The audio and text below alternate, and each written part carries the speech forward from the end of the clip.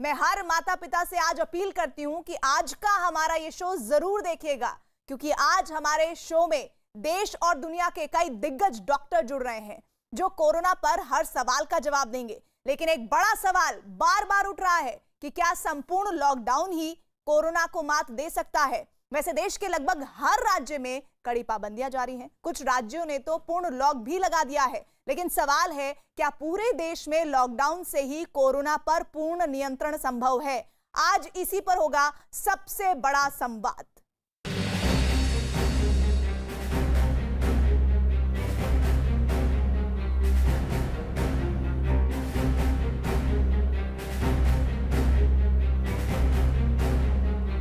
दूसरी लहर का जारी है कहर, तीसरी लहर का सता रहा है डर। तो क्या संपूर्ण लॉकडाउन ही कोरोना से निपटने का पुख्ता समाधान है? क्योंकि तीसरी लहर को लेकर आशंका जताई जा रही है कि इसका असर बच्चों पर सबसे ज्यादा हो सकता है। यानी ये जरूरी है कि पूरी ताकत लगाकर तीसरी लहर के असर को अभी से कंट्रोल कर लिया जाए। पिछले कई दिनों से राहुल गांधी बार बार ये मांग उठा रहे थे कि देश में पूर्ण लॉकडाउन जरूरी है। हालांकि अब राहुल गांधी ने अपने नए ट्वीट में कहा है, पिछले साल का अनियोजित लॉकडाउन जनता पर घातक वार था, इसलिए मैं संपूर्ण लॉकडाउन के खिलाफ हूं। लेकिन पीएम की नाकामी और केंद्र सरकार की जीरो रणनीति देश को पूर्ण लॉकडाउन की ओर धकेल रहे हैं। देश के लगभग हर राज्य में कोरोना के चलते पाबंदी है और इसका असर भी दिख रहा है। आपला मी 2 दिवसापूर्वी जसं सांगितलं तर आता रिकव्हरी रेट आणखीन चांगला झालाय, तो म्हणजे 85.5% 85.55 अशा टक्क्यामध्ये रिकव्हरी रेट झालेला आहे। तो पण एक आपला फार जमेची बाजू आहे आणि ज्याच्यामध्ये मला वाटतं की आपली एक चांगली उपलब्धी है। इस बीच राजस्थान की अशोक गहलोत सरकार ने 10 मई से 24 मई तक पूर्ण लॉकडाउन का ऐलान कर दिया है। 31 मई तक शादी समारोह पर रोक होगी। हालांकि घर पर या कोर्ट में शादी की अनुमति रहेगी। दूसरे राज्यों से आने वालों की RT-PCR जांच जरूरी होगी। रिपोर्ट नहीं दिखाने पर 15 दिन क्वारंटीन किया जाएगा। सत्ता संभालते ही ममता बनर्जी ने बंगाल में आंशिक लॉकडाउन का ऐलान कर दिया था। कर्नाटक, बंगाल, बिहार, उत्तर प्रदेश, महाराष्ट्र, गुजरात, तकरीबन हर प्रदेश में कड़ी पाबंदी या पूर्ण लॉकडाउन जारी है। कई एक्सपर्ट्स भी कह रहे हैं कि बिना पूर्ण पाबंदी के कोरोना को हराना मुश्किल है। तो आज इसी पर देश और दुनिया के तमाम दिग्गजों से होगा समाधान वाला संवाद। भारत में मुश्किल दिनों का विश्लेषण सबसे पहले शुरू करना होगा कि हम उससे पहले कि डॉक्टरों से बात करें तो वो विश्लेषण क्या बताता है, हमारी चुनौतियां किस कदर बहुत ज्यादा होने वाली है। एक्सपर्ट्स के मुताबिक अगले कुछ हफ्ते में जो बेहद मुश्किल दौर है वो हम लोगों को देखना होगा। भारत में सामने आए नए वेरिएंट की वजह से संक्रमण में बहुत ज्यादा तेजी हुई है और दूसरी लहर के दौरान की गई गलतियों से सबक लेना ही होगा। हमारे पास कोई और विकल्प नहीं है। महामारी में चुनाव, कुंभ, ईद की खरीदारी महंगी पड़ सकती है। कोई त्योहार मनाने के बारे में सोचिएगा भी नहीं भीड़ भाड़ वाले इलाके में।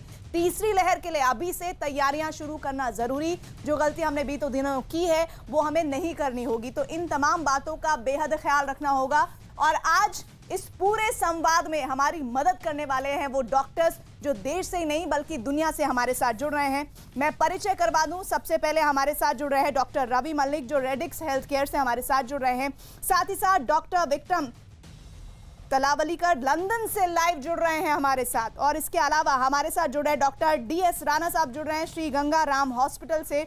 और साथ ही साथ हमारे साथ जुड़ रहे हैं डॉक्टर रवि गोड से अमेरिका से लाइव। आप सभी डॉक्टर्स का बहुत बहुत स्वागत है। डॉक्टर तलावलीकर से मैं शुरुआत करना चाहती हूँ इस चर्चा की। सर, आप लोगों ने तो देखा कि ब्रिटेन में किस तरह के हालात थे और वो हालात बेकाबू होते गए, लेकिन आप लोगों ने किस तरह से समय रहते उन हालातों को काबू किया। और हम बार बार कह रहे हैं कि तीसरी लहर आने वाली है हमारे देश में, तो उस तीसरी लहर से पहले तैयारियां किस दिशा में आगे बढ़नी चाहिए? धन्यवाद प्रीति जी। ये सही है कि जनवरी फरवरी में जब सेकेंड वेव यहाँ पे आई यूके में तो बहुत सारे लोग बीमार हुए, बहुत सारे डेथ्स हुए। 2 चीजें थी जिसमें इस पर काबू किया गया। एक तो था लॉकडाउन, जो संपूर्ण लॉकडाउन किया गया था। उसकी वजह से हॉस्पिटल्स पे जो प्रेशर आ रहा था, जो बेड्स नहीं मिल रहे थे, नहीं तो मेडिसिन की दिक्कत आ रही थी, वो नहीं हुई क्योंकि कम से कम पेशेंट बहुत सीवियर इलनेस से हॉस्पिटल में एडमिट हो रहे थे। दूसरी चीज थी वैक्सीनेशन ड्राइव बहुत ही सक्सेसफुल रहा है। अब तक 40 से ऊपर सब लोगों को वैक्सीन ऑफर हो चुका है और अपटेक बहुत अच्छा रहा है। ये 2 चीजें हैं जिससे ये काबू किया गया। पर कंप्लेसेंसी नहीं कर सकते क्योंकि यहाँ पे भी थोड़ी सी माइल्ड थर्ड वेव एक्सपेक्टेड है। और यही मैं कहना चाहूंगा इंडिया की सॉर्ट ऑफ पोजीशन से कि अभी तक सेकेंड वेव बहुत ही चालू है वहां पे। इस महीने में शायद पीक हो जाएगी और कम होते जाएंगे केसेस। पर अभी जो जरूरत है, जो लॉकडाउन की जरूरत है, वो बहुत है। जहां जहां पे ज्यादा केसेस बढ़ रहे हैं, हॉस्पिटल्स पे प्रेशर है, मरीज जब आते हैं तब उनको बेड नहीं मिल रही है, लॉकडाउन की सख्त जरूरत है।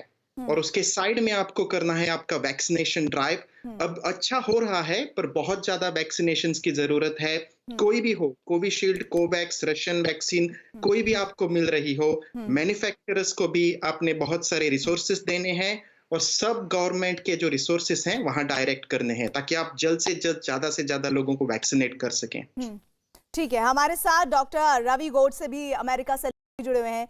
डॉक्टर रवि गोडसे, आप लोगों ने देखा कि किस तरह से अमेरिका के हालात किस कदर बुरी स्थिति में पहुंचे थे, और आज जब हम भारत के संदर्भ में बात करते हैं तो सबसे बड़ा एग्जाम्पल अगर हम देखते हैं तो वो अमेरिका को देखते हैं। ऐसे में मौजूदा स्थिति में भारत अमेरिका से क्या सीख ले सकता है, और खास तौर पर हेल्थ सेक्टर में वो कौन से काम करने होंगे जो तीसरी लहर का हम सामना बेहतर तरीके से कर पाए? देखो, अमेरिका को कोई नैतिक अधिकार नहीं है कि किसी दुनिया में किसी दूसरे देश को बताए कि हम लोग के तो 4-4 हजार लोग मर रहे थे, लेकिन हमने इसका डट का मुकाबले किया है। मैं तो कोविड एक्सपर्ट से तंग आ चुका हूँ। बड़े बेशरम लोग हैं, कुछ भी बक देते हैं और नहीं हुआ तो बाद में कहते हैं लोग लापरवाह है। @drgodse_ravi1 @drgodse_ravi1 ये मेरा ट्विटर हैंडल है। उसके ऊपर मैंने अभी एक ट्वीट भेजा है कि कोविड एक्सपर्ट को ये भी नहीं पता कि चौथी लहर 5वें लहर के पहले आएगी या बाद में आएगी। देखो, भारत अभी 5 चीजें कर सकता है जिसको मैं पंचशील प्रोग्राम कहता हूँ। 5 चीजों से ये महामारी जल्दी से मिट जाएगी। सबसे पहली चीज है डेली 1 आवर न्यूज कॉन्फ्रेंस, जनता की मन की बात, सब उनके क्वेश्चंस के जवाब दे दो। दूसरा, सब फॉरेन वैक्सीन को आज नहीं अभी अनुमति दे दो। तीसरा, वैक्सीन जो एक्सेस है वो प्राइवेटाइज कर दो। चौथा, जो सबसे बड़ी बात है, मोनोक्लोनल एंटीबॉडीज जो इंडिया में आ चुके हैं। ऐसे न्यूज प्रोग्राम की शुरुआत अच्छी न्यूज से होनी चाहिए। मोनोक्लोनल एंटीबॉडी से इंडिया में 3 हफ्ते में महामारी को मिटा सकते। और 5वां, बाबूगिरी बंद करो। ये आधार कार्ड वो कार्ड चेक करना बंद करो। कोई अगर आतंकवादी इंडिया में आता है इंडिया को हानि करने के लिए, उसको भी कोविड हो सकता है, वो भी दूसरों को दे सकता है। तो क्यों हम ये आधार कार्ड वार्ड में स्टेडियम खोल दो, 3 गेट खोल दो और ये चालू रख दो जब तक आपके डोसेस खत्म नहीं होते या लोग खत्म नहीं होते। 24 घंटे खुले रखो। मास वैक्सीनेशन इज ओनली, और म्यूटेशन से मत डरो। ये आरएनए वायरस है, ये थोड़ा म्यूटेट होता है लेकिन ज्यादा म्यूटेट नहीं होता। नकुल का सहदेव होता है, नकुल की गांधारी नहीं होती। रियल लाइफ में ये वैक्सीन वर्क होते हैं। कतार से 2 लाख लोगों का स्टडी आया है 16 घंटे पहले। फाइजर 95% इफेक्टिव है, इंक्लूडिंग द वेरिएंट्स। ये जो वेरिएंट है वो सब हम बात करने के लिए नेचुरल इम्यूनिटी और वैक्सीन इम्यूनिटी वेरिएंट के अगेंस्ट भी चलती है। अब जितना हम वेरिएंट और म्यूटेशन के बारे में बात करेंगे उतने लोग हिचकिचाएंगे वैक्सीन लेने को। अभी सोचना नहीं है, जो वैक्सीन हाथ में लगी भैया ले ली। Vaccination is the way to end this pandemic. With the help of monoclonals, we can end it in 4 weeks. ये तीसरी लहर ऑप्शनल है।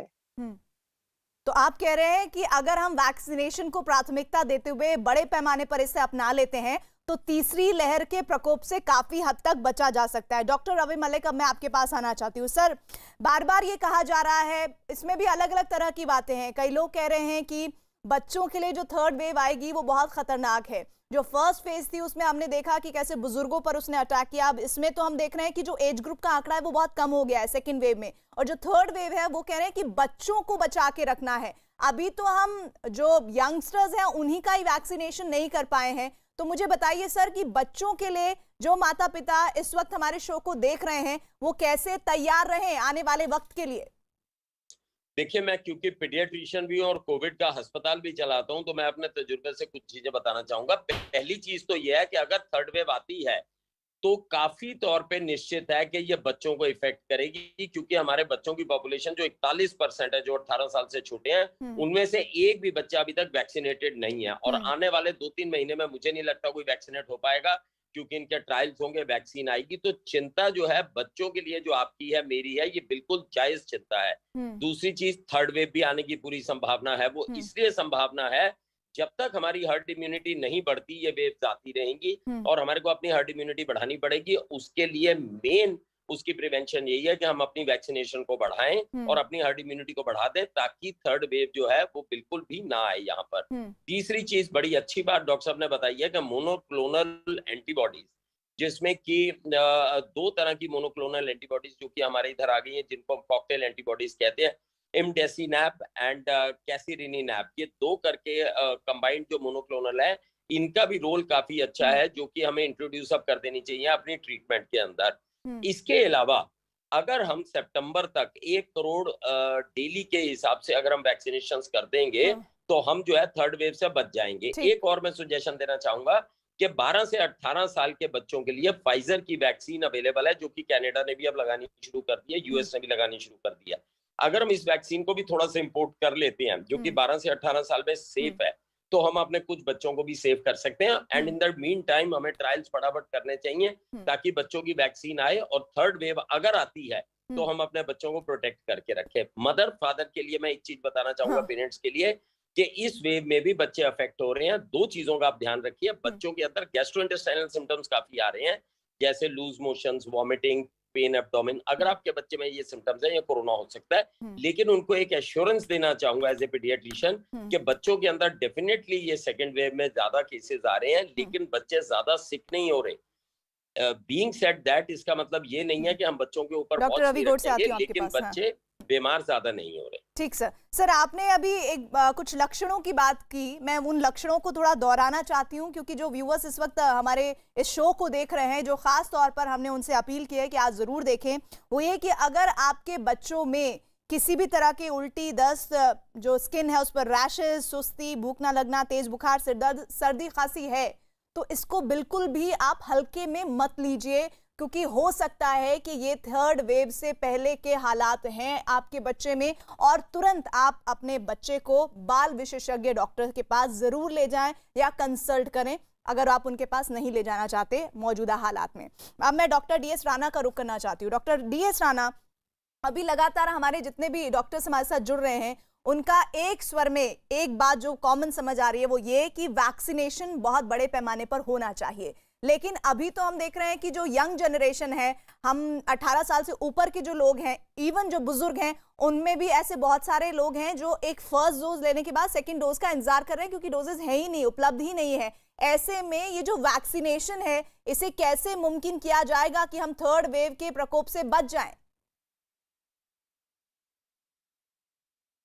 प्रीति जी, बहुत से मेरे से पहले जो डॉक्टर बोले, मेरे डॉक्टर भाई, चाहे अमेरिका से बोले, लंदन से बोले, चाहे डॉक्टर मलिक ने इंडिया से बोले, सबने बहुत अच्छी तरह बोला और अच्छी ज्ञान की बातें की। और यही इसका उपाय है कि हम सेकंड वेव का भी मुकाबला करेंगे और थर्ड वेव का अवॉइड करें या थर्ड वेव का मुकाबला कर सकते हैं। वैक्सीनेशन के बारे में आपने ठीक कहा। जब वैक्सीनेशन अभी हमारी 45 प्लस को भी पूरी नहीं हुई है और 18 प्लस की जो स्टार्ट की है, वो हम सबको पता ही है कमी है। अभी वैक्सीन इतने जल्दी प्रोग्राम नहीं हो सकते हैं।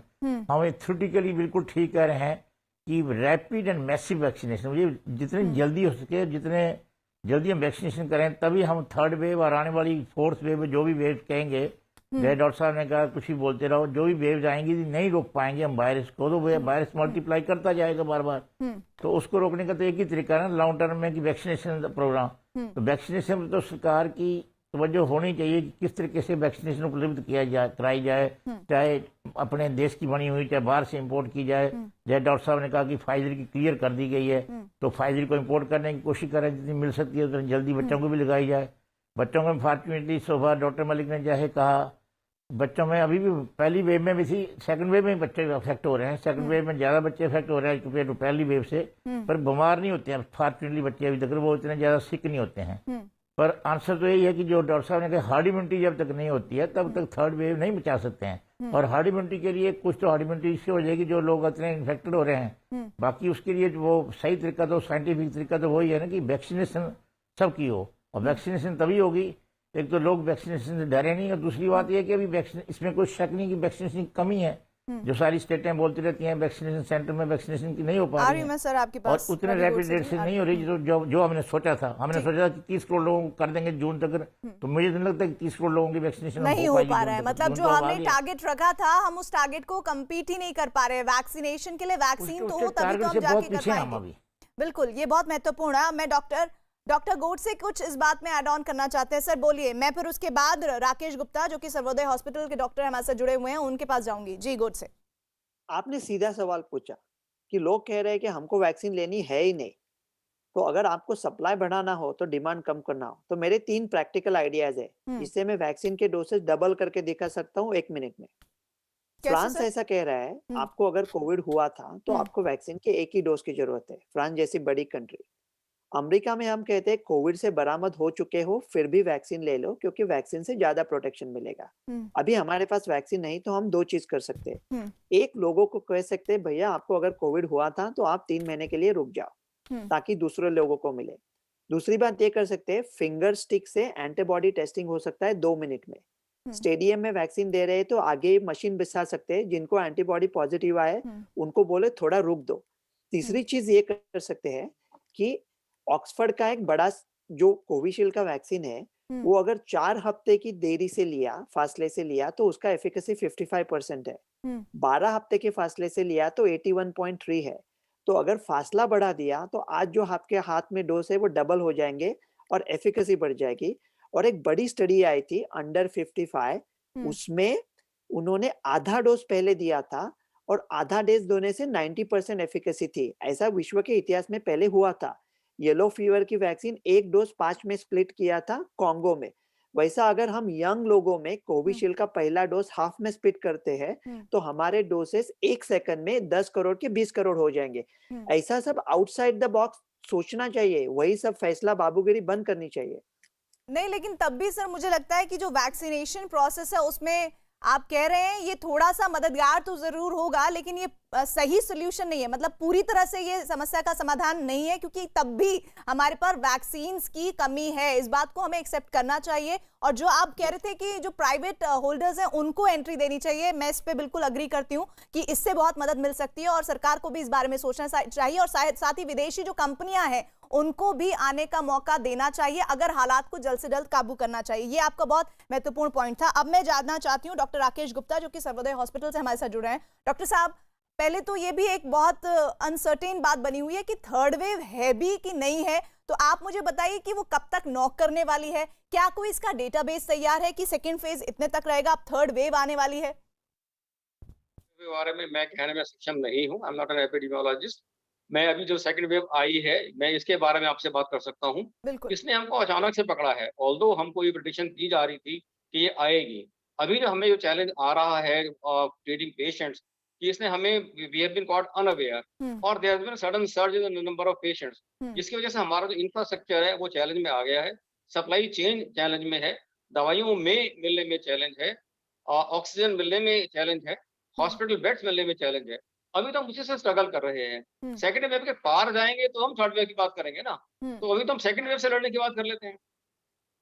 तो आपको क्या लग रहा है सर, ये जो सेकंड वेव है ये सेकंड वेव का पीक है या हम ये शुरुआती दौर में है या ये खत्म होने को है? इसके बारे में कुछ आकलन है आपके पास? एपिडेमियोलॉजिस्टों का ये कहना है कि मई एंड में ये थोड़ी कम होनी शुरू होगी और क्रैश भी कर सकती है और खत्म भी हो सकती है, लेकिन ये समय ही बताएगा। अभी तो हम practically we are dealing with the number of sicker patients, everybody is wanting an ICU bed, requiring an ICU bed. इस बात के इसमें डिसीज में जो प्रॉब्लम आई है वो ये है कि रिकवरी जो पेशेंट्स आईसीयू में आ रहे हैं वो रिकवर नहीं हो रहे हैं।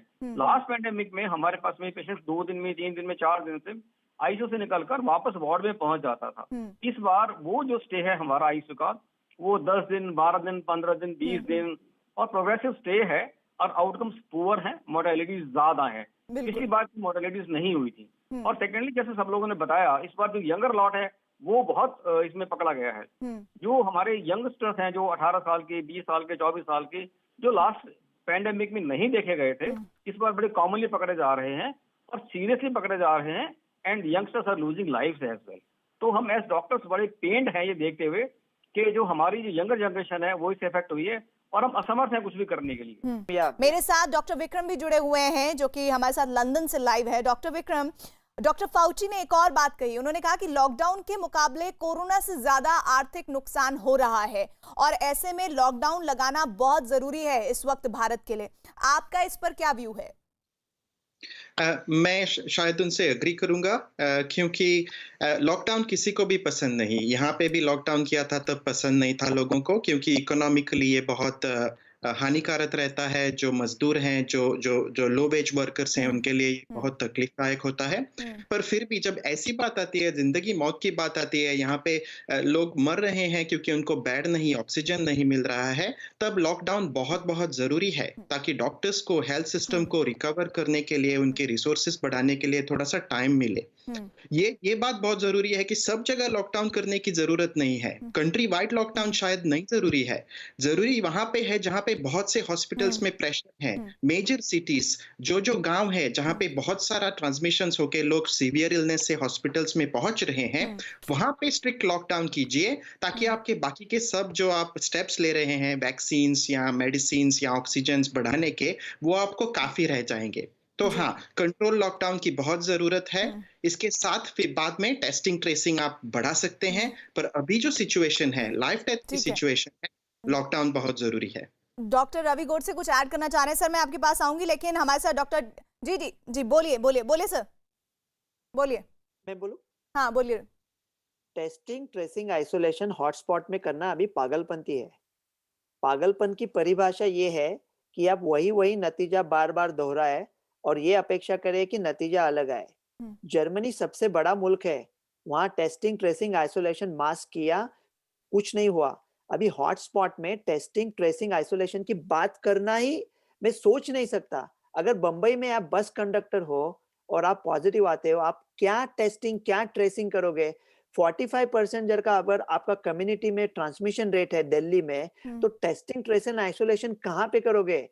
आप हॉस्पिटल का लोड कम कर दो, लोड कम करो, क्योंकि डर कम हो जाएगा। लोग जिनको जाना नहीं चाहिए अस्पताल में, वो लोग पहुंच रहे हैं अस्पताल में ये डर के मारे कि उनको ऑक्सीजन नहीं मिलेगा। उनको डर लग रहा है, लेकिन इसके लिए कि उनका टेस्टिंग हो रहा है। एसिम्प्टोमेटिक लोगों का हॉटस्पॉट में टेस्टिंग बंद करो। टेस्टिंग ट्रेसिंग आइसोलेशन पागलपंती है हॉटस्पॉट में, उसको इमीडिएटली रुकवा दो।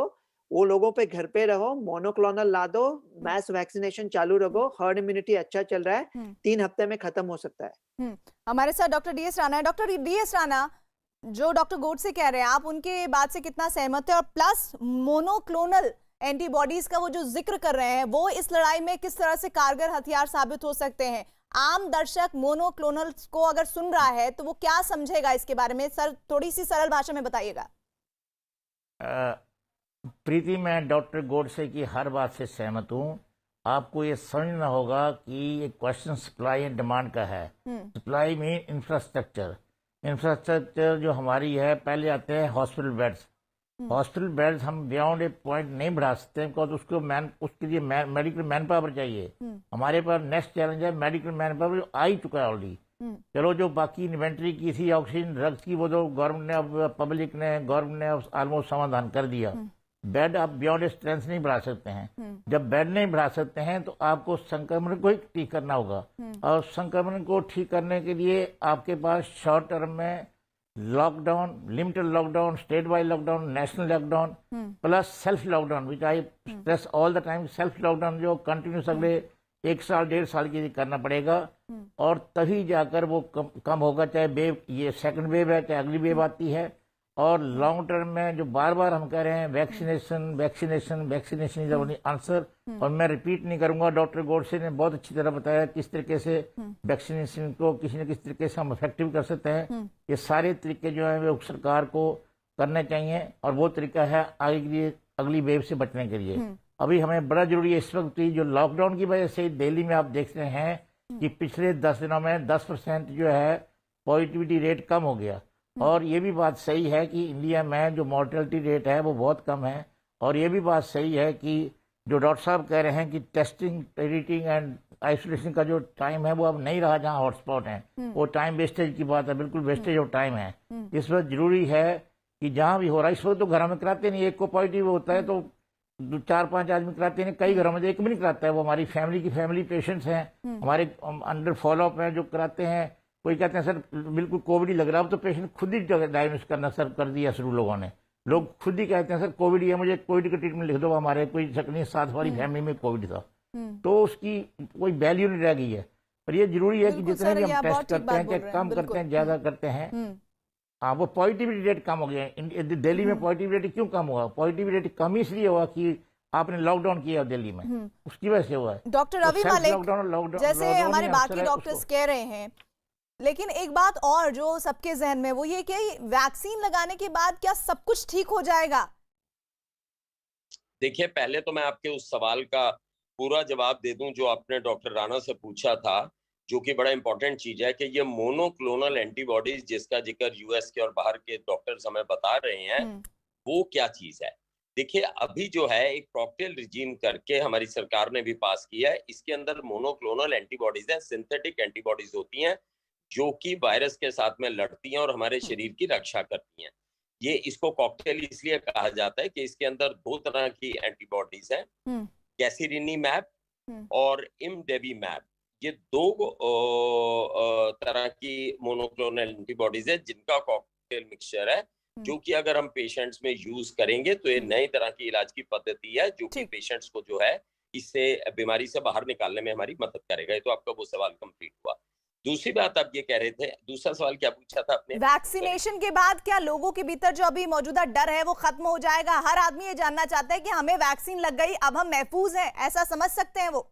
देखिए, क्योंकि मैं अपने हॉस्पिटल में वैक्सीनेशन सेंटर भी चला रहा हूँ पिछले 2 महीने से, जब से सरकार ने ये मुहिम करी है। मेरी सोच इससे उल्टी है। एक फिनोमिना है जिसे पीबीओसी कहते हैं, पोस्ट वैक्सीनेशन ओवर कॉन्फिडेंस। मैंने देखा है जब से वैक्सीनेशन आई है, लोगों ने 1 डोज लगाने के बाद ऐसे समझ लिया कि पता नहीं अब तो इस बीमारी को हरा दिया, मास्क वास्क उतार के पीछे कर दिया और ओवर कॉन्फिडेंट हो गए। जबकि धरातल पे यह है कि कंप्लीट वैक्सीनेशन हमारी केवल 2.2 पॉपुलेशन को दोनों डोज यानी कंप्लीट वैक्सीनेशन हुई है और केवल 9.5 को फर्स्ट डोज लगी है वैक्सीनेशन की। बल्कि मैं ये कहना चाहूंगा कि वैक्सीनेशन आई है, आप और ज्यादा जागरूक रहें कि वैक्सीनेशन आने के बाद भी अगर संक्रमण फैल रहा है और लोगों की मृत्यु हो रही है तो ये शर्मनाक बात है। सबसे बड़ी चीज ये बताना चाहूंगा कि जैसे ही जिसको भी वैक्सीनेशन लगती है वो मास्क नहीं छोड़ेगा। मास्क आने वाले 1.5 साल कोई भी नहीं छोड़ेगा, जिसको वैक्सीन लग गई है या नहीं लगी है। वजह वैक्सीनेशन से आपको 70-75% की प्रोटेक्शन मिलेगी। वैसे भी कोविड हो सकता है तो आप मास्क का इस्तेमाल कीजिए, चाहे आपकी 2 वैक्सीन भी लग गई। लेकिन डेफिनेटली वैक्सीन से 2 फायदे होते हैं। एक तो होता है 70 से 75% आपको बीमारी नहीं होगी। दूसरा, अगर 20-25% हो भी गई, 30% हो भी गई तो आपकी मृत्यु नहीं होगी, सीवियर डिजीज नहीं होगी। लेकिन वैक्सीनेशन के भरोसे अगर हम सोच रहे हैं, और एक चीज और बता दूं, अभी चाहे हम कितनी भी वैक्सीनेशन ड्राइव बढ़ा दें, सेकेंड वेव में मृत्यु का दर इस वैक्सीनेशन से कम नहीं होगा, क्योंकि आज भी अगर हम वैक्सीनेशन देते हैं तो उसकी इम्यूनिटी आने में टाइम लगेगा। लेकिन अगर अभी से हम वैक्सीनेशन करते हैं तो एक तो सेकंड वेव बहुत प्रोलॉन्ग नहीं होगी और थर्ड वेव आने से हम बच जाएंगे। तो ये वैक्सीनेशन का वो है। दूसरी चीज है, वैक्सीनेशन को हमें बहुत तेजी से बढ़ाना चाहिए। और क्योंकि मैं वैक्सीनेशन सेंटर चलाता हूं तो मैं आपको एक चीज बता दूं, लोगों के हजूम आ रहे हैं वैक्सीनेशन लगाने के लिए। They are not scared. इस वक्त लोगों का मेन मकसद है कि जल्दी से जल्दी हमें और हमारे बच्चों को किस तरह से वैक्सीन लगा दो और हम बच जाएंगे। तो इस वक्त सरकार को जहां से भी वैक्सीन हो सके प्रोक्योर करनी चाहिए और वैक्सीनेशन रेट बढ़ाना चाहिए। 20-25 लाख की वैक्सीनेशन रोज लगाने से हमारा थर्ड वेव शायद नहीं बच पाएगा, क्योंकि आप 2021 के लास्ट में जाके 30% केवल पॉपुलेशन को वैक्सीनेट करेंगे अगर हम इसी स्पीड से चलें। आज 110वां दिन है हमारी वैक्सीनेशन का, हमने 16 करोड़ लोगों को वैक्सीनेशन दी आज तक। अगर हम अगले 110 दिनों में भी 16 करोड़ लोगों को वैक्सीनेशन देंगे तो थर्ड वेव नहीं बचने वाला। तो मेरी यही वो सोच है एज ए प्रोफेशनल डॉक्टर कि हमारे को वैक्सीनेशन बढ़ानी चाहिए और जितनी भी हो सके जल्दी से लगानी चाहिए। प्राइवेट प्लेयर्स को भी लाना चाहिए और दूसरी कंपनीज को भी, क्योंकि हमारा एपिटाइट बहुत ज्यादा vaccination. I hope doctor Malik कि जैसे आप बात रख रहे हैं ये बात सरकार तक पहुंच रही हो, और ये आपकी नहीं है, हमारे पैनल में जितने भी डॉक्टर्स जुड़े हुए हैं, चाहे लंदन से, अमेरिका से और हमारे इंडिया के, वो सब एक सुर में कह रहे हैं। तो ये बात पहुंचनी चाहिए सरकार तक और इस बारे में विचार होना चाहिए। मैं डॉक्टर राकेश गुप्ता का रुख करना चाहती हूँ। डॉक्टर राकेश गुप्ता, एक आम आदमी जो लगातार 2.5 साल से इस तरह कोरोना से लड़ाई लड़ रहा है, बीच में वो दौर आया, उसे लगा कि सब कुछ ठीक हो गया, लेकिन अब जो लहर आई है वो बेहद खतरनाक है। क्या वो वक्त दोबारा आएगा कि सब कुछ ठीक हो जाएगा, सब कुछ नॉर्मल हो जाएगा, बिना मास्क के लोग घूमेंगे, जैसे पहले चहलकदमी करते थे, सड़कों पर जश्न मनाते थे, वो दौर कब तक आने की उम्मीद करे कोई आम आदमी? पहला हिस्सा ये कि शर्तिया आएगा, अच्छा समय बिल्कुल आएगा, लेकिन हम इस बुरे समय को ठीक से निकालेंगे तो अच्छा समय आएगा। अगर हम रहेंगे ही नहीं तो अच्छा समय देखेगा कौन? तो सावधानी बरतें। वैक्सीनेशन के लिए हम सब लोगों ने बड़ी स्ट्रांगली कहा है, इट शुड बी डिसेंट्रलाइज्ड। और मैं नहीं समझता कि सरकार के अगर हाथ में वैक्सीन हो और डिसेंट्रलाइज कर दे तो हमें बहुत समय लगेगा। हमारे पास में हर पीएचसी पे, सीएचसी पे, प्राइवेट सेंटर्स में अगर हम वैक्सीन पहुंचा दें तो अगले 2-3-4 महीने में हम पूरे देश को अच्छे से वैक्सीनेट कर सकते हैं। मैं ये मानता हूँ कि सेकंड वेव का शायद इस वैक्सीनेशन से कोई इफेक्ट नहीं आए, लेकिन हाँ शर्त है हम थर्ड वेव से बच जाएंगे। और जो आपने कहा कि वो समय शायद उसको 1.5 साल, 2 साल, 2.5 साल लगे और एक लो ग्रेड पर सिमर करता रहे ये वायरस इन्फेक्शन, ये पक्की बात है। लेकिन हाँ, अगर हम ढंग से चलें, वैक्सीनेट करें, लॉकडाउन में जाएं और अपने आप को मास्क पहनने के लिए तैयार कर लें, मानसिक रूप से सबसे बड़ी चीज है हमारी मेंटेलिटी कि हम जमीनी तौर पर लापरवाह कौम है।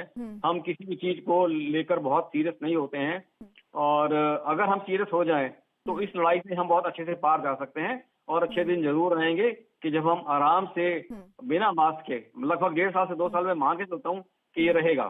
ठीक, डॉक्टर गोडसे आप अपने पॉइंट को रखिएगा क्योंकि आप फिंगर रेज कर रहे थे। साथ ही सर मुझे इस बात का भी जवाब दीजिएगा क्योंकि पेरेंट्स आज हमारे इस शो को बहुत गहराई से देख रहे हैं। वो ये जानना चाहते हैं कि बच्चों के वैक्सीनेशन का जो प्रोसेस है वो कितनी तेजी से लाने की जरूरत है, इस पर कितनी तेजी से और एफिशिएंटली काम करने की आवश्यकता है थर्ड वेव से पहले। मेरा पॉइंट ये था कि दुनिया के कई मुल्क ऐसे हैं जो सपने में भी वैक्सीन नहीं देख सकते। भारत ने कोवैक्सीन बनाए, 16 करोड़ लोगों का कर दिया। गवर्नमेंट की मैंने कड़ी से कड़ी आलोचना की है, लेकिन कभी कभी ये भी कहना चाहते हैं नोवेल पैंडेमिक था, शाबाश इंडिया। 16 करोड़ ये कम बात नहीं है, ज्यादा हो सकती थी लेकिन कम भी नहीं है। शाबाश, बहुत अच्छा किया है और अच्छा करते रहो। सो उनका प्रोत्साहित भी करना देना चाहिए। अभी ये मंडे को अमेरिका में 12 से 16 साल तक लोगों को परमिशन मिलने वाली है वैक्सीनेशन की। उस टीके की जब जांच की तो 100% इफेक्टिव था। 1 सितंबर को 2 साल से 11 साल की उम्र तक पूरे बच्चों का वैक्सीनेशन की अनुमति मिल जाएगी। 6 महीने से बच्चों से लेकर मॉडर्ना की टेस्टिंग अभी चालू है। मैं इंडियन माँ बाप को सिर्फ यही कहूंगा, आप गवर्नमेंट को बोले जो मेरे जैसे लोगों के बच्चे हैं अमेरिका में, वो ये वैक्सीन ले रहे हैं, उनका एक इंडियन सबसेट बना दे। तो जब ये वैक्सीन इंडिया में रिलीज होगी, मतलब यूएस में रिलीज होगी, उसी दिन में इंडिया में रिलीज हो सकती है। उसके लिए इंडियन स्टडीज की जरूरत नहीं है। मेरे बच्चे शायद अमेरिका में पले बड़े जरूर हो, लेकिन वो भारतीय मूल के हैं, उनका जेनेटिक पूल इस वजह से। और मोनोक्लोनल, अगर 1 सेकंड है तो क्विकली बोल देता हूँ, मैं काफी मोनोक्लोनल यूज कर चुका हूँ। अभी मैं टीवी 9 पे था, मैंने एक पेशेंट का फोन आया, ड्यूरिंग इंटरव्यू मैंने उसको मोनोक्लोनल ऑर्डर किया। अभी टीवी 18 तक पहुंचा हूं तो उसको मोनोक्लोनल मिल भी गया। वो एकदम सिंपल है। प्लाज्मा के बारे में हम लोग सुनते हैं, प्लाज्मा अच्छी तरह से नहीं चलता। प्लाज्मा जो कोविड से बरामद हुआ है उससे हम लोग एंटीबॉडी निकालते हैं, सबसे अच्छी बॉडी एंटीबॉडी लेते हैं, उसको क्लीन करते हैं, उसको मास डुप्लीकेट करते हैं आर्टिफिशियली, वो ह्यूमन होता है। ऐसे 79 हम लोग कर चुके हैं। अगर 10 दिन के अंदर सिम्टम चालू होने के बाद और ऑक्सीजन कम होने के पहले ये चढ़ाया टीका 1 घंटे का, तो 86% कोविड मर जाता है। तो ये जब लोगों को पता चलेगा ऐसा कुछ है तो लोग अस्पताल में दौड़ना बंद करेंगे। और ये बहुत अच्छी न्यूज है मोनोक्लोनल। मैं खुद बहुत यूज कर चुका हूँ, मेरे सब पेशेंट 100% ठीक हो गए। All patient that I use it in, मेरा पर्सनल बड़ा निजी एक्सपीरियंस है मोनोक्लोनल का। पेरेंट्स डरिए मत, वैक्सीनेशन जब यूएस में चालू होगा इंडिया में भी चालू करेंगे। और अभी डोसेज का प्रोडक्शन बहुत बढ़ रहा है फाइजर मॉडर्ना का। अगर परमिशन दे दिया तो इंडिया में आ जाएगा, बच्चों का हो जाएगा, डरिए मत। ये बच्चे तो हमारा फ्यूचर है। इसमें मोनोक्लोनल के लिए सबसे बड़ी है फायदा यह कि आपको हॉस्पिटलाइजेशन चाहिए, इंजेक्शन लगाना है, लगा दिया बस। उसके लिए हॉस्पिटल बेड पर जो प्रेशर है पेशेंट ही नहीं बनेंगे ना जिनको हॉस्पिटलाइज की जरूरत पड़ेगी।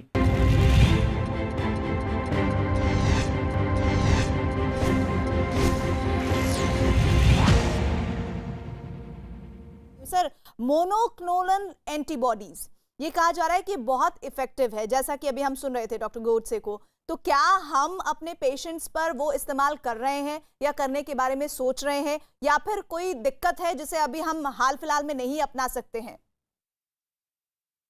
अभी पिछले कल ही इसकी अप्रूवल हुई है कि इसको यूज कर सकते हैं, और आज सारे हॉस्पिटल में हलचल मच चुकी है। हमने ऑलरेडी कंपनीज को रॉश की है, कई और कंपनी के उनको अप्रोच किया है, और सब लोग ऑर्डर कर रहे हैं कि ये मिलनी चाहिए।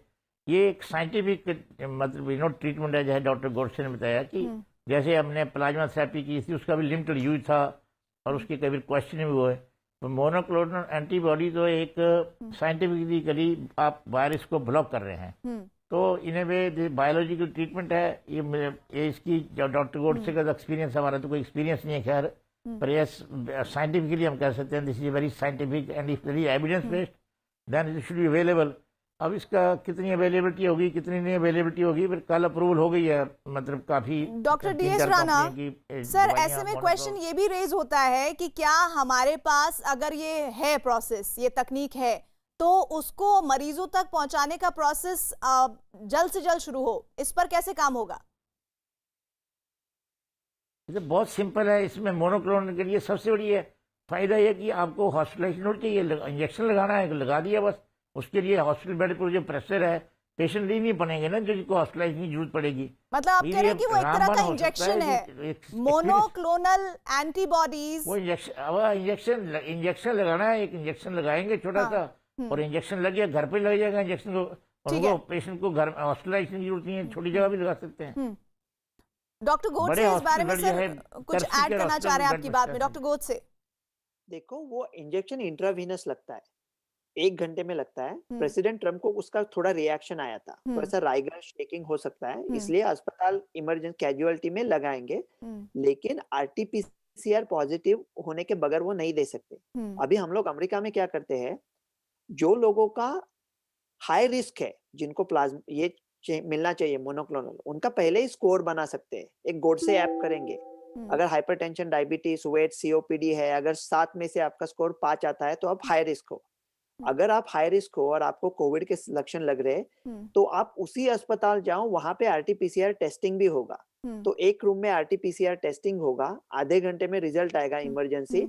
अगर रिजल्ट पॉजिटिव आया तो 1 घंटे का इंजेक्शन लगेगा, आप 86% ठीक हो जाओगे और घर जाओगे। और ये सब लोगों को जब पता, मेरे सब पेशेंट ऐसे ठीक हुए हैं, मैं सेंटर भेजता हूँ, RT-PCR का टेस्टिंग 35 मिनट्स में आता है, मोनोक्लोनल चढ़ते 1 घंटे में ठीक होते हैं 86%। 779 पेशेंट्स का स्टडी किया था उन्होंने, इलाई लिली और रे जनरॉन ने, उसके रिजल्ट्स परसों ही आए थे, और ये म्यूटेशंस के खिलाफ भी बहुत अच्छी तरह से चलते हैं। तो ये बहुत अच्छी बात है, और ये बात फैलानी चाहिए ताकि लोग कि कुछ है। डॉक्टर गोडसे, आप तो ये बहुत अच्छी बात बता रहे हैं कि इसमें जो एक्यूरेसी का परसेंटेज है वो 86% है मोनोक्लोनल एंटीबॉडीज में, और इस प्रोसेस को जितनी तेजी से अपनाया जाए वो बेहतर है भारत के मौजूदा हालात में। ऐसे में डॉक्टर विक्रम कुछ ऐड ऑन करना चाह रहे हैं। डॉक्टर विक्रम, मैं इतना ही कहना चाहूंगा कि रिसोर्सेस की बात देखनी पड़ेगी। जो भी आपको मिलता है मोनोक्लोनल एंटीबॉडीज और बाकी सब वैक्सीन्स जो बाकी कंपनियां बना रही हैं, ये सब एक एक करके फैक्टर्स हैं जो आपको सेकेंड वेव से मुकाबला करने में बहुत बहुत एसेंशियल हैं। रिसोर्सेस अच्छे यूज होने चाहिए, पर फिर भी 2 बातें कहना चाहूंगा। बैकग्राउंड इंडिया में यही चीज बहुत इंपॉर्टेंट है कि आप अवेयरनेस करें, एजुकेशन दें, बेसिक जो सैनिटेशन मास्क है वो बहुत ही जरूरी है, और वैक्सीनेशन, ये 2 आर्म्स हैं जो आपको, सोशल डिस्टेंसिंग और दूसरा जो है वैक्सीनेशन, ये बहुत क्रिटिकल हैं ताकि कम से कम लोगों को ये कोविड हो। डॉक्टर रवि मलिक, देखिए, मैं एक बहुत इंपॉर्टेंट सलाह आपकी चैनल के थ्रू व्यूअर्स को देना चाहूंगा, जिसकी वजह से कि मृत्यु जो है वो हम काफी हद तक कम कर सकते हैं अपने परिजनों की। वो ये है, और मेरा मानना है कि 60-70% जो मृत्यु होती हैं वो बचाई जा सकती हैं अगर मरीज समय पर आए। मेरा मानना ये है कि मैं कुछ हिदायतें देना चाहूंगा, क्योंकि आए दिन मेरे इधर कोविड सेंटर में पेशेंट्स आते हैं जिनकी SpO2 40 हो गई, 30 हो गई, और उसके बाद साइटोकाइनिन स्टॉर्म अच्छे से सेट हो चुका है, और उसके बाद हम भी ज्यादा कुछ नहीं कर सकते। 5 चीजें हमेशा याद रखें। कोई भी कोविड का पेशेंट, अगर आप घर पे हैं और आपको कभी भी लगता है कि आपकी ऑक्सीजन जो है वो 94 से कम जा रही है, आप तुरंत अपने डॉक्टर की सलाह लें या हॉस्पिटल में जाएं। वजह यह है कि जब आप 40 पे या 30 पे आते हैं तब हमारे लिए भी बड़ा मुश्किल होता है आपको बचाना। नंबर 2, अगर आपको हाई ग्रेड फीवर चल रहा है, स्पेशली जब बीमारी को 5 से 7 दिन कवर हो चुके हैं, तो भी आप अपने डॉक्टर की तुरंत सलाह दें। छाती में दर्द है, खांसी बढ़ती हुई नजर आ रही है, या सांस लेने में दिक्कत है, इनमें से कोई भी रेस्पिरेटरी सिम्टम है, तो आप तुरंत डॉक्टर के पास जाएं।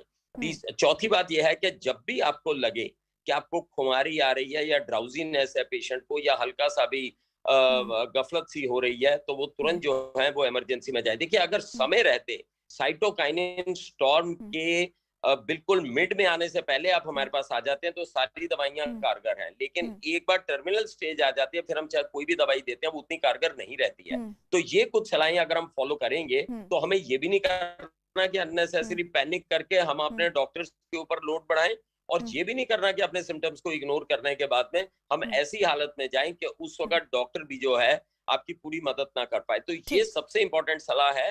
डेफिनेटली मोनोक्लोनल एंटीबॉडीज हैं, स्टीरॉइड्स हैं, बहुत सारे हमारे पास ट्रीटमेंट के विकल्प हैं, लेकिन ये विकल्प तभी काम करते हैं जब हम थोड़ी अर्ली या मिड स्टेज में आते हैं। लेट स्टेज में आने पे शायद ये वाले विकल्प इतने काम नहीं करते। बीते दिनों तो डॉक्टर रवि मलिक इस तरह के भी केसेस देखे गए कि अमूमन आदमी ये समझता रहा कि उसको वायरल फीवर है या मौसम बदल रहा है, इस वजह से थोड़ा शरीर में हरारत है, और इस वजह से भी कई केसेस बिगड़ते हमने बीते दिनों में देखे हैं, और उसके रेशो भी बहुत ज्यादा हुए हैं। Doctor Rakesh Gupta sir, monoclonal antibodies को लेकर आप कुछ कहना चाहते हैं?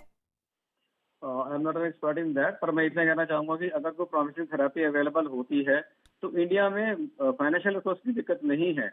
गवर्नमेंट परमिशन दे, हम दवाइयां इम्पोर्ट करें, सैंक्शन दें, और रिकमेंडेशन दे के, जो मैं डॉक्टर गोडसे की बात से सहमत हूँ, ये जो हमारे यूएस के जो हमारे जो एक्सपेरिमेंट्स हुए हैं और जो हमारे इंडियन सबसेट्स हैं, उनको देखते हुए गवर्नमेंट हमारी इस परमिशन को एक्सपीडाइट कर सकती है, इंपोर्ट को ईज कर सकती है। मैं तो यही कहना चाहूंगा कि देखिए, जो जो आर्मेंट में चीजें अवेलेबल है हमारे पास में, चाहे वो मोनोक्लोनल एंटीबॉडीज है, चाहे वो लिमिटेड लॉकडाउन है, चाहे वो वैक्सीनेशन है, सभी चीजों का अगर हम इस्तेमाल करेंगे, कोई एक ही सारा काम नहीं कर सकती है।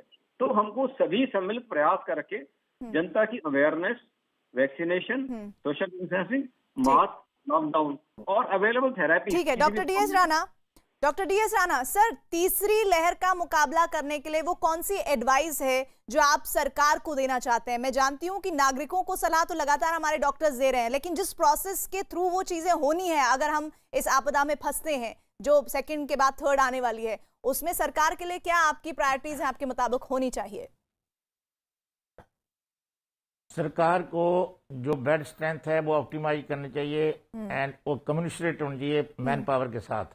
बेड स्ट्रेंथ फजूल में बढ़ाने का कोई फायदा नहीं है जी, मैन पावर उसको मैनेज करने के लिए नहीं है। इसलिए बहुत जरूरी है कि केसेस कम किए जाएं। उसका आंसर अभी भी वही है, सेल्फ लॉकडाउन एंड लॉकडाउन, और दूसरा वैक्सीनेशन। जहां तक मोनोक्लोनल एंटीबॉडी है, डॉक्टर गोडसे ने बहुत अच्छा कहा, पर वो हिंदुस्तान में प्रॉब्लम ये काफी महंगी है, गरीब लोग इसको नहीं ले पाएंगे। अमीर लोग एक इंजेक्शन जो 50,000 से ऊपर है, तो गरीब लोगों के लिए सरकार फ्री कराएगी या कहे करा सकती है, मुझे पता नहीं है। पहले अवेलेबिलिटी या क्वांटिटी कितनी होगी, वो एक होप है मोनोक्लोनल एंटीबॉडी भी, पर हमारे देश के लिए यही होप है कि इसकी प्रिवेंशन करें, और प्रिवेंशन के लिए जो सेल्फ लॉकडाउन है, जो एक कोविड अप्रोप्रिएट बिहेवियर, उसको अपनाओ, तभी आप संख्या कम कर सकते हैं, क्योंकि आपकी इंफ्रास्ट्रक्चर बियॉन्ड समय की थोड़ी सी मेरे पास कमी है। मैं लास्ट वर्ड डॉक्टर गोडसे से लेना चाहती हूँ। डॉक्टर गोडसे, देखो, अगर अमीर, इसमें अमीर गरीब कुछ नहीं है। अगर अमीर लोगों को मिलता है 10 अमीर लोगों को, और वो 1 घंटे में ठीक होते हैं, तो वो अभी अस्पताल में बेड नहीं पकड़ रहे हैं ना। तो जब अमीरों का फायदा होगा तब गरीबों का भी फायदा होगा। तो इसमें अमीर गरीब कुछ नहीं है। मोनोक्लोनल आए नहीं और हम लोग उसके ऊपर कॉस्ट कंट्रोल लगा रहे हैं। मेरे एक दोस्त का अभी फोन आया था, मई 13 को आ रही है इंडिया में, और शायद 50,000 तक कॉस्ट रहेगी। हमने अमेरिका में डॉक्टर्स ने मिलके एक हम लोग प्रोग्राम बना रहे हैं।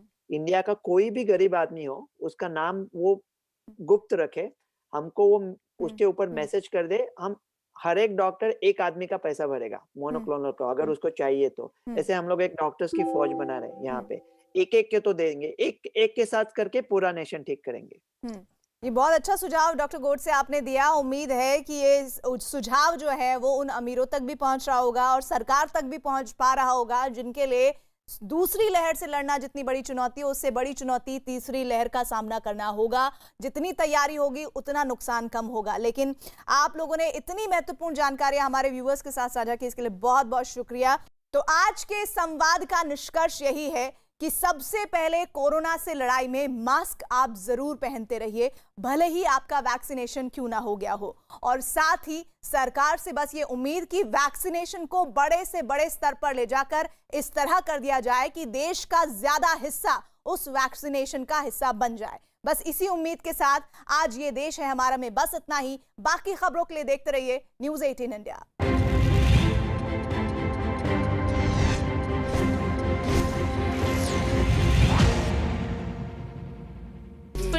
पर भी